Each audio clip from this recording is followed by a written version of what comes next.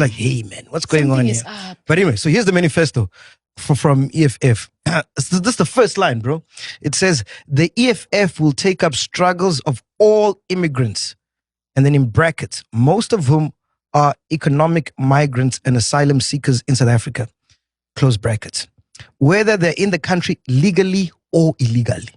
Oh. That's what it says in the manifesto, yeah, EFF. Oh, Kid you not, bro. Oh, no wonder then. Kid you not. Whoa. Oh. I was like, whoa, that's wild, man. Whoa. Yeah, the EFF has never gotten a ride with this immigration thing. I think Yeah, hey, Ngiyabonga bafowethu ngokudalula lokhu.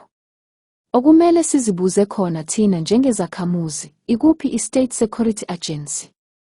Leli iqembu lezepolitiki elisezweni kodwa elibukeka selisebenza ukulwa nezakhamuzi nezwe. Lokhu kwehluke kanjani kumuntu ongumenzeli wangaphandle osezweni elingesilo lakhe ezama ukushintsha imithetho nezinhlelo ukuze kuzuze izwe lakubo? Besilokhu sithi lona ungumenzeli i-agent wangaphandle. Ipolice intelligence nomkhwanazi besebenzisana ne-state security. Kungani ningakadaluli iziqophi noma ubufakazi mayelana noMalema, i-F kanye nabaxhasi babo bangaphandle? Kungani ubuholi be-F bungakaboshwa futhi bungenzelwanga amacala okungathembeki ezweni? Treason. I-EAC nezikhungo ezibhekele ukubhaliswa kwamaqembu. Kungani i-F isaqhubeka nokusebenza ezweni, kanti lokhu kubonakala kuyicala elinzima? Leli qembu alibukeki likhona ukuzomela izakhamuzi noma izintshisekelo zezwe, kodwa izintshisekelo zangaphandle. Uyasihlambalaza, uyadelela, uyathuka futhi uyawunyundela umphakathi waleli zwe nsuku zonke. Kungani bevunyelwe ukubamba iqhaza kwezepolitiki kanjani? Niyakhumbula uMalema ethi abokufika bazoba abaqashi bethu esikhathini esizayo.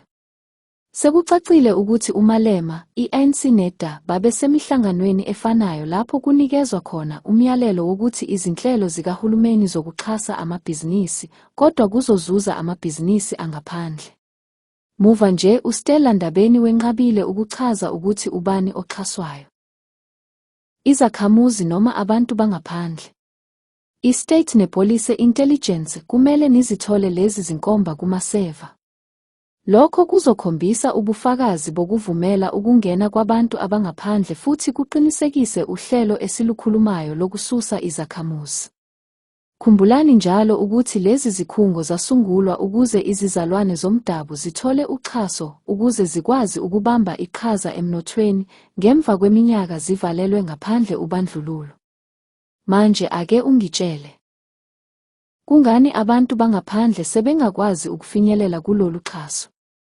Sizokutshela ukuthi kungani.